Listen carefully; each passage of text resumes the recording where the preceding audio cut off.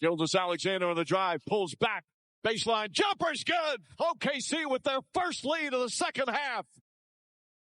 And a timeout call from Indiana. 29 points.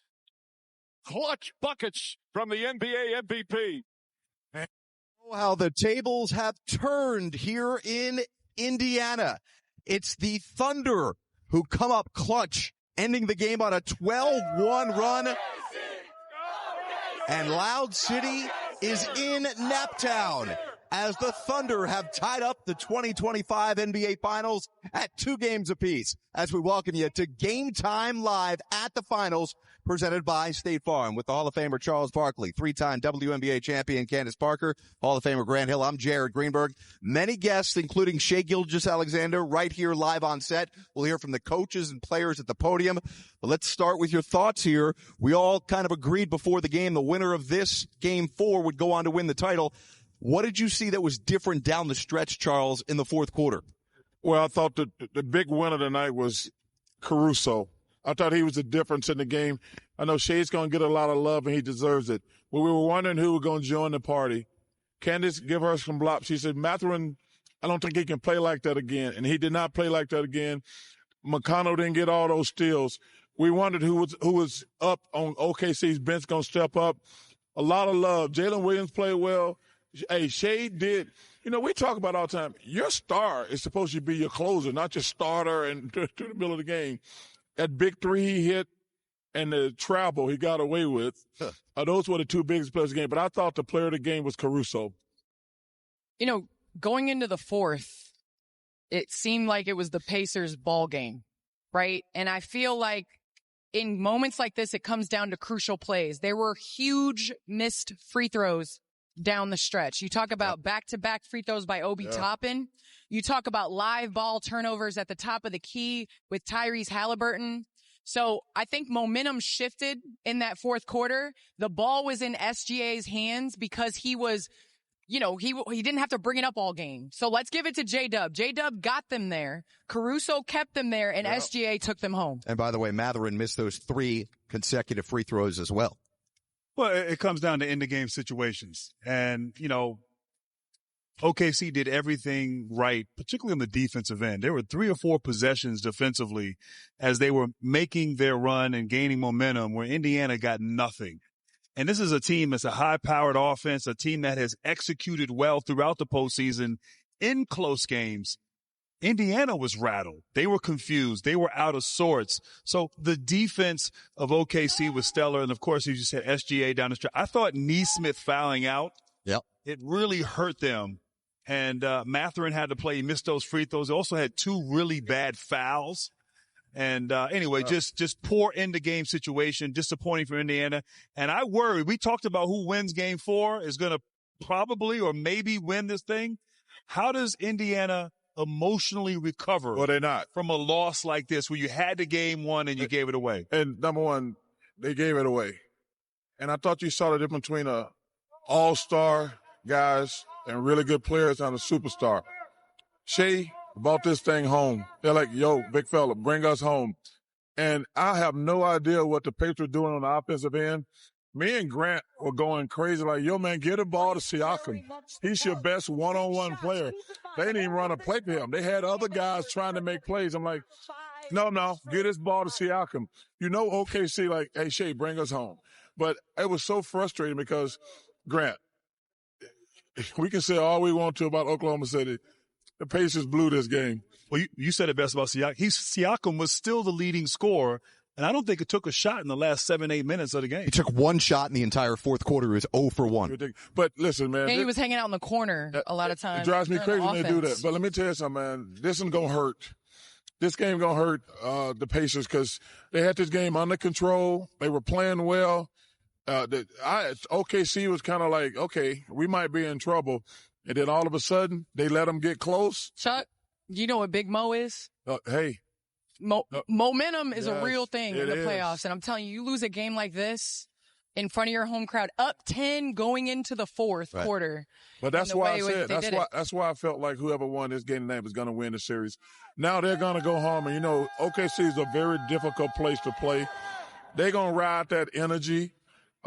They got to get some more help, though. I will give Coach credit, though. He actually played everybody. Yes. Yeah. And 8 guys in the first quarter. But I have no idea why he was shorting his rotation. Hey, and let's talk about the elephant in the room. Yep. Shaq. I mean, no, that's not what I meant. He's catching strays. He's off already on vacation. He's not here. So what? He's still a big elephant. But the lineup changed. Yeah. That was the team, even though when they were losing, I said, that's the team I saw all year that I thought would win the title. They started their 2 big guys. He played everybody on the bench. Give the coach credit for saying, I was wrong. Hey, it's so hard for coaches because, they don't want to admit they're wrong. He was wrong for changing that starting lineup. But now they got the momentum back, and it's going to be tough on the Pacers. And they didn't play well. That's the thing. They hung their hat on their defense in the fourth quarter, only giving up 17 points. But if you look down the line, OKC shot 3 of 17 from 3-point line. And this is point blank, wide open, catch and shoot threes. I mean, you look at Wiggins, didn't play well. Look at Wallace, didn't really knock down the 3 well. So those are the role players that are going home and are going to feel pretty good going home. Because they got to wait. Because, man, it looked gloom for those guys. It looked gloomy. When they were down 10, I'm like, uh-oh. Well, especially you said in this day and age with the 3-point shooting, to only make 3-pointers is one thing. But then I just thought Shea was gritty. He shot efficiently 12 of 24, but it wasn't an easy 12 field goals. I mean, they harassed him. They were physical with him. I thought he was tired there late in the third quarter, played the whole third quarter and beginning of the fourth, but he just found a way down the stretch. And that's what great players, that's what Chuck said, superstar players do. Just find a way on the road to carry your team and hit those 2 big shots down the stretch, including this one right here. Remember, he was held to just where he was fouled. 24 points in game 3, and he committed 6 turnovers. Certainly had a bounce back. Listen, Charles, not only the elephant in the room being the change in the starting lineup, they made a noticeable change in the rotation right from the get-go. Shai Gilgeous-Alexander usually plays, Candace, the entire first quarter. He did not. He came out about halfway through and then came back in, and then he played to start the second quarter when he's usually on the bench, and Halliburton was on the bench, so they played SGA 3 less minutes in the first half to kind of save him for later in the game. Well, this is chess, not checkers, and I have to give it up to Coach Dagnall. Like, this is a time where you hang your hat on what you've been doing, your identity of who you are, with minor tweaks. Yep. And SGA having only 1 day off in between the games, this is different than the other games, as well as playing 42 minutes.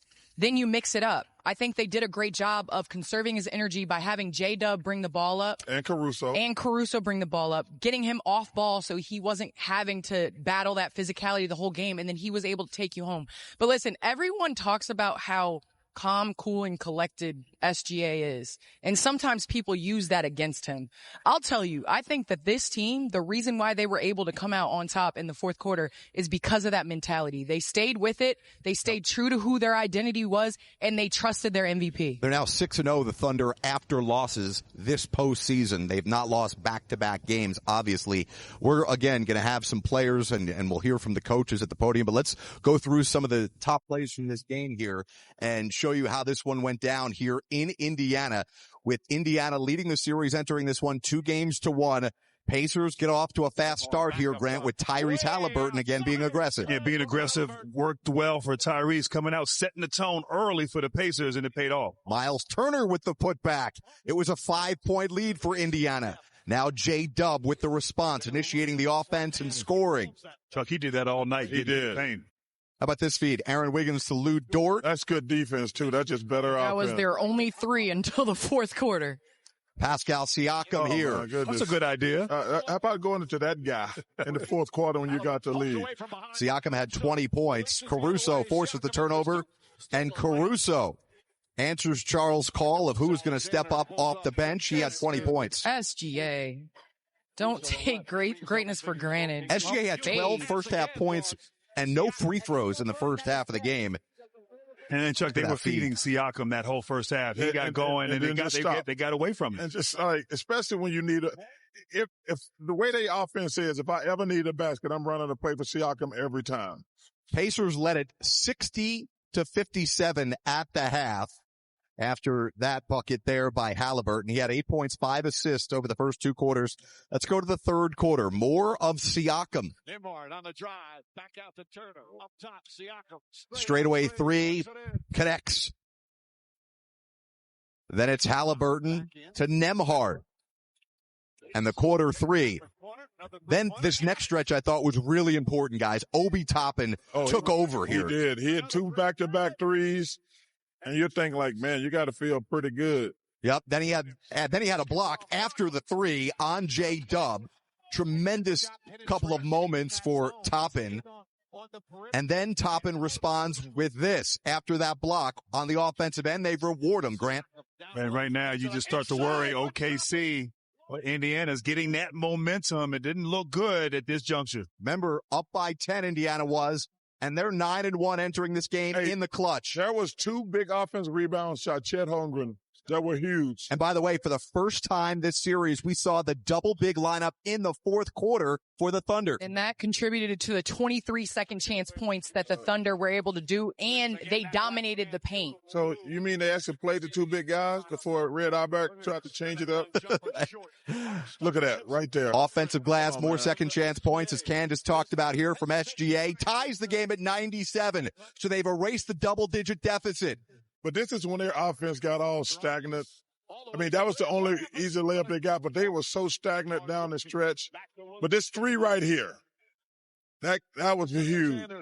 SGA from downtown. And this, like I say, he lucky got away with a travel. SGA, 35 points. 5 30-point games in his last 6 postseason contests. Oh, man, that might have been an offensive foul, too. 104, You 103. can't call that a travel, Chuck. That's not a travel. They don't call that. That's a gather. You serious, Candace? That's a gather. Well, he gathered his luggage and traveled. So we've got a lot to talk about with Shai Gilgeous-Alexander as he scored OKC's 15 of their final 16 points. SGA went 8 for 8 in the fourth quarter.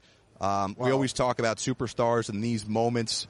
Obviously, it would have put the Thunder on the brink of elimination had they lost this game tonight. So, Charles, what did you see from the regular season MVP tonight?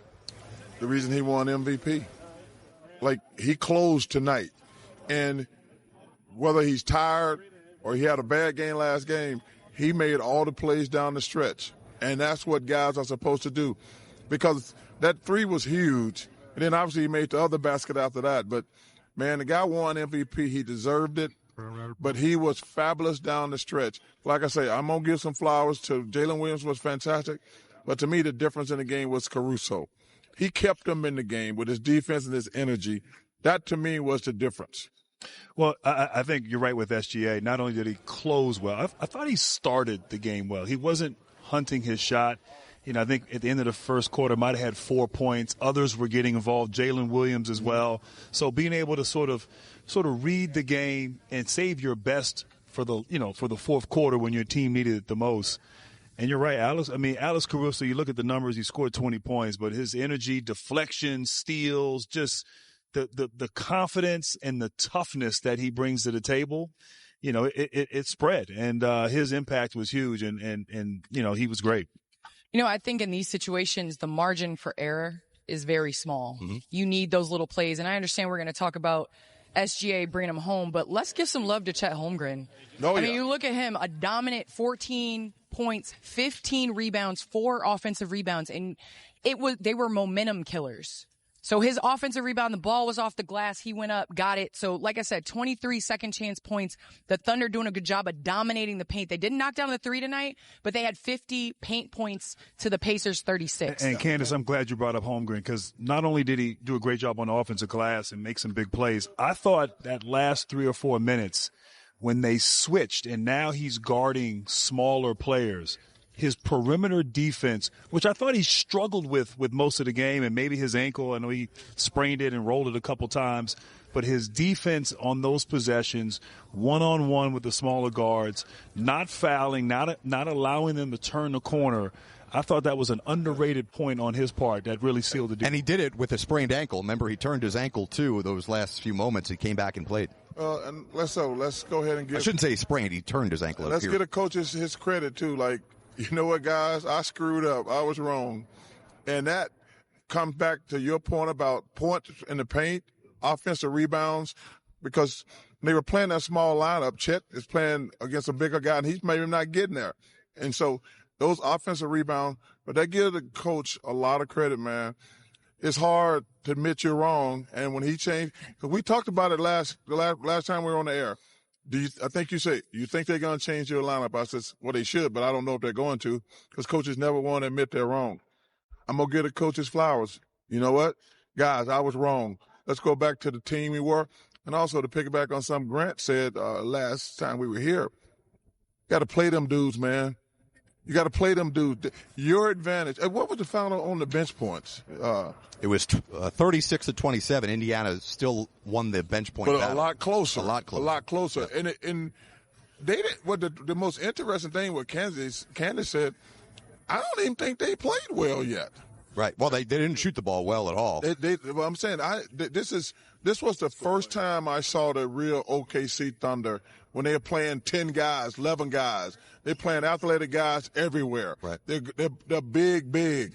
I mean, because, man, if you think about it, when they put them two big dudes out there with Jalen Williams and Shea, that's a big team. They should dominate on rebounding and in the paint, but good job by Coach for admitting he was wrong. Again, we're anticipating Shai Gilgeous-Alexander joining us here. We'll go back inside the arena and hear from both head coaches. But guys, this is, for the three of you at least, final show. Oh, it's three of us. Yeah, but a special, game is three but of it's a special one for Chuck. Chuck, because this is your last show, we're going to keep you here. Here's your countdown clock. You're going to do a little extra homework with me tonight. We've got 2 hours, 44 minutes, and 44 seconds left. You're out of your damn mind. Chuck, come on. We're going to hang out. You can play a round of golf in 2 hours and 45. No, Jared, stop it. Don't be joking around right now. This is from the truck. It's the producer who's doing this, not me. You are staying on for 2 hours and 44 minutes. Grant and I'll see Candace, you. you guys have I'll about see 50 you minutes later. left. Candace, I feel like one of the Pips to Gladys Knight over here. All this Chuck. Or you want to stay late with Chuck and do extra homework? Oh, no. You said Chuck staying for 2 hours. Chuck Janssen. Wait a minute, you didn't say us.